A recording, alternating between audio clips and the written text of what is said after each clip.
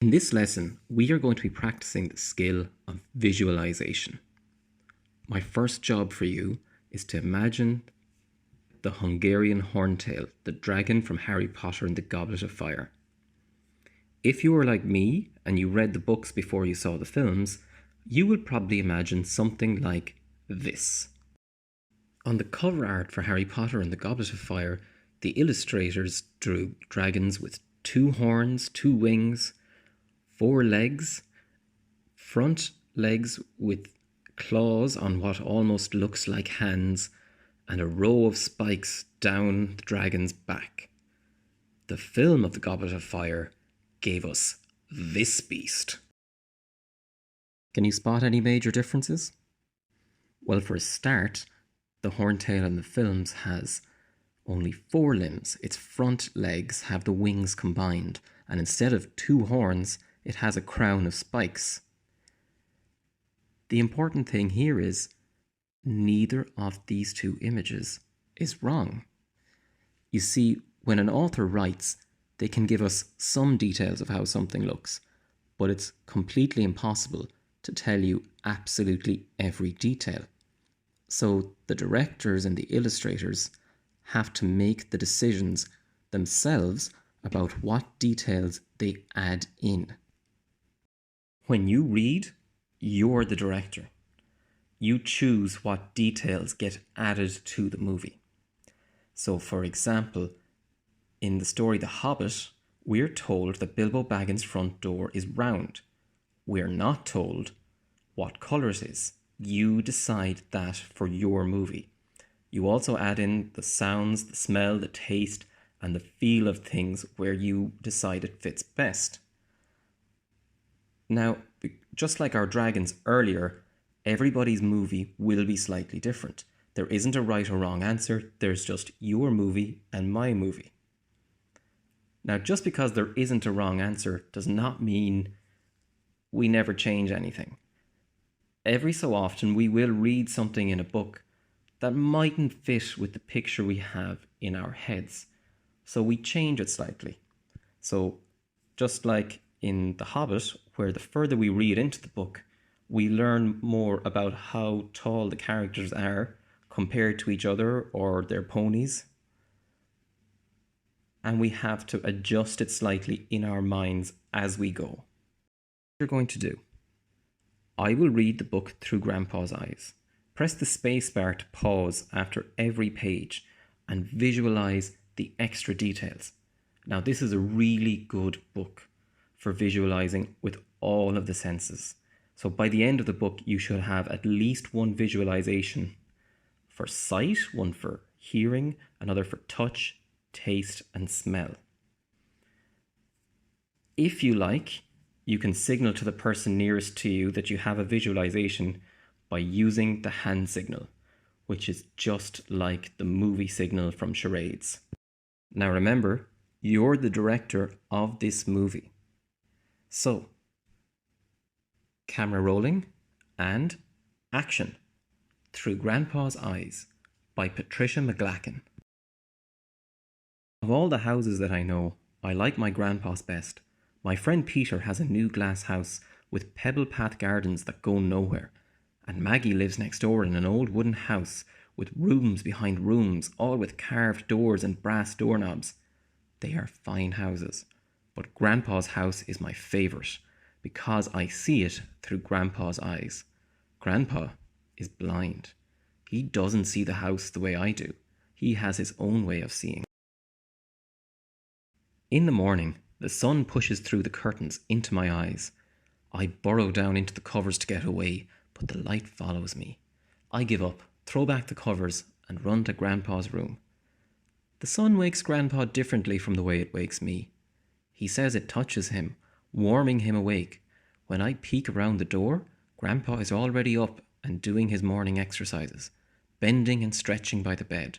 He stops and smiles because he hears me. "Good morning, John." "Where's Nana?" I ask him. "Don't you know?" he says, bending and stretching.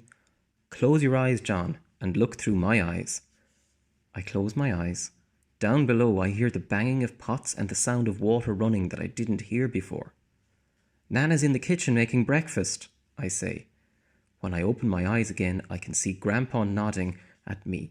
He is tall with dark grey hair, and his eyes are sharp blue, even though they are not sharp seeing. I exercise with Grandpa, up and down. Then I try to exercise with my eyes closed. 1, 2, says Grandpa. 3, 4. Wait, I cry. I'm still on 1, 2 when Grandpa is on 3, 4. I fall sideways 3 times. Grandpa laughs as he hears my thumps on the carpet. Breakfast, calls Nana from downstairs. I smell eggs frying, said Grandpa. He bends down his head close to mine. And buttered toast. The wooden banister on the stairway has been worn smooth from Grandpa running his fingers up and down. I walk behind him, my fingers following Grandpa's smooth path. We go into the kitchen. I smell flowers, says Grandpa. What flowers? I ask. He smiles. He loves guessing games. Carnations, I cry. I love guessing games. Silly, Grandpa laughs. Marigolds. Right, Nana? Nana laughs too.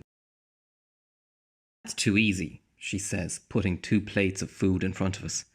It's not too easy, I protest. How can Grandpa tell? All the smells mixed together in the air. Close your eyes, John, says Nana. Tell me what breakfast is. I smell eggs. I smell the toast, I say, my eyes closed. And something else. The something else doesn't smell good. That something else, says Nana, smiling, is the marigolds. When he eats, Grandpa's plate of food is a clock. 2 eggs at 9 o'clock and toast at 2 o'clock, says Nana to Grandpa. And a dollop of jam. A dollop of jam, I tell Grandpa, at 6 o'clock. I make my plate of food a clock too and eat through Grandpa's eyes. For breakfast, I follow Grandpa's path through the dining room to the living room, to the window that he opens to feel the weather outside, to the table where he finds his pipe, and to his cello in the corner. Will you play with me, John? He asks. He tunes our cellos without looking. I play with a music stand and music before me. I know all about sharps and flats. I see them on the music. But Grandpa plays them. They are in his fingers. For a moment, I close my eyes and play through Grandpa's eyes. My fingering hand slides up and down the cello neck towards the pegs for flats, towards the bridge for sharps. But with my eyes closed, my bow falls from the strings. Listen, says Grandpa. I'll play a piece that I learned when I was your age. It was my favourite. He plays the tune while I listen. That is the way Grandpa learns new pieces. By listening. Now, says Grandpa, let's do it together. That's fine, says Grandpa as we play. But C sharp, John, he calls to me. C sharp. Nana brings out her clay to sculpt my Grandpa's head. Sit still, she grumbles. I won't, he says, imitating her grumbly voice, making us laugh. While she works, Grandpa takes out his piece of wood. He holds it when he's thinking. His fingers move back and forth across the wood, making smooth paths like the one on the stair banister. Can I have a piece of thinking wood too? I ask. Grandpa reaches into his shirt pocket and tosses a small bit of wood in my direction. I catch it. It is smooth with no splinters. The river is up, says Nana. Grandpa nods a short nod. It rained again last night. Did you hear the gurgling in the rain gutter? As they talk, my fingers begin a river on the thinking wood. The wood will winter in my pocket, so when I am not at Grandpa's house, I can still think about Nana, Grandpa, and the river. When Nana is finished working, Grandpa runs his hand over the sculpture, his fingers soft and quick like butterflies. It looks like me, he says, surprised. My eyes have already told me that it looks like Grandpa, but he shows me how to feel his face with my 3 middle fingers, and then the clay face. Pretend your fingers are water, he tells me. My waterfall fingers flow down his clay head, filling in the spaces beneath the eyes, like little pools before they flow down over the cheeks. It does feel like Grandpa. This time, my fingers tell me. Grandpa and I walk outside, through the front yard and across the field to the river. Grandpa has not been blind forever. He remembers in his mind the gleam of the sun on the river, the Queen Anne's lace in the meadow, and every dahlia in the garden. But he gently takes my elbow as we walk, so that I can show him the path. I feel a south wind, says Grandpa. I can tell which way the wind is blowing, because I see the way the tops of the trees lean. Grandpa tells by the feel of the meadow grasses and by the way his hair blows against his face. When we come to the river bank, I see that Nana was right. The water is high and has cut in by the willow tree. It flows around and among the roots of the tree, making paths like Grandpa's on the stair banister and on the thinking wood. I see the blackbird with a red patch on its wing, sitting on a cattail. Without thinking, I point my finger. "What's that bird, Grandpa?" I ask excitedly. "Cockatoo," the bird calls to us. "A red-winged blackbird," says Grandpa promptly.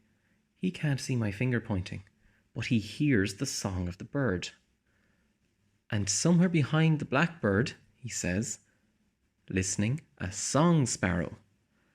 I hear a scratchy song and I look up until I see the earth-coloured bird that Grandpa knows is here. Nana calls from the front porch of the house. "Nana's made hot bread for lunch," he tells me happily, "and spiced tea." Spiced tea is his favourite. I close my eyes, but all I can smell is the wet earth beneath the river. As we walk back to the house, Grandpa stops suddenly. He bends his head to one side, listening. He points his finger upward. "Honkers," he whispers. I look up and see a flock of geese, high in the clouds, flying in a V. "Canada geese," I tell him.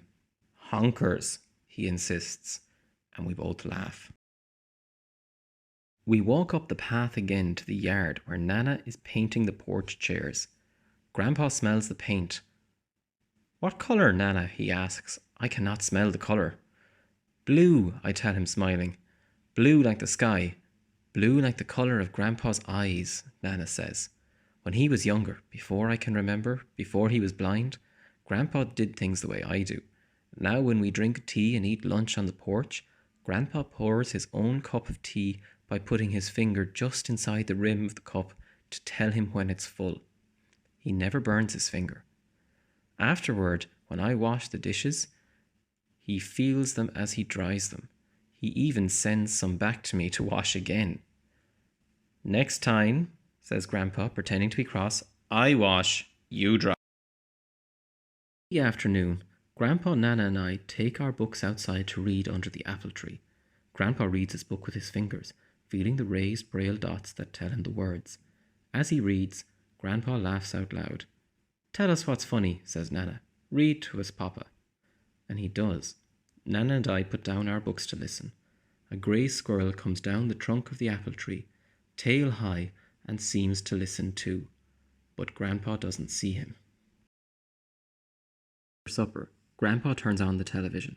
I watch, but Grandpa listens, and the music and the words tell him when something is dangerous or funny, happy or sad. Somehow, Grandpa knows when it is dark, and he takes me upstairs and tucks me into bed. He bends down to kiss me, his hands feeling my head. "You need a haircut, John," he says. Before Grandpa leaves, he pulls the light chain above my bed to turn out the light. But by mistake, he's turned it on instead. I lie for a moment after he's gone, smiling before I get up to turn off the light. Then, when it is dark for me the way it is dark for Grandpa, I hear the night noises that Grandpa hears. The house creaking, the birds singing their last songs of the day, the wind rustling through the trees outside my window. Then all of a sudden I hear the sounds of geese overhead. They fly low over the house. "Grandpa!" I call softly, hoping he's heard them too. "Honkers!" he calls back. "Go to sleep, John," says Nana. Grandpa says her voice smiles to him. I test it. What? I call to her. I said go to sleep, she answers. She says it sternly, but Grandpa's right. Her voice smiles to me. I know because I'm looking through Grandpa's eyes.